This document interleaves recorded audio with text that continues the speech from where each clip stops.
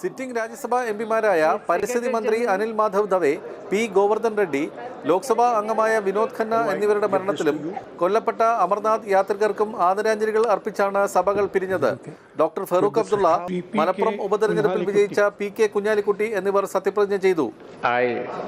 P.K. Kunyalikutti, having been elected a member of the House of the People.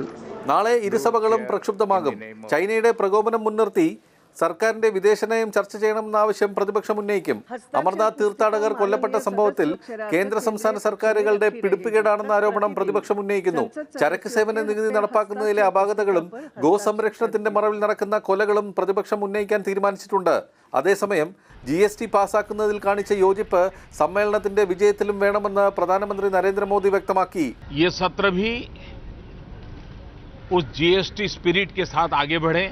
16 പുതിയ ബില്ലുകളടക്കം 34 ബില്ലുകളാണ് ഇത്തവണ സഭകളുടെ പരിഗണനയ്ക്ക് വരുന്നത്.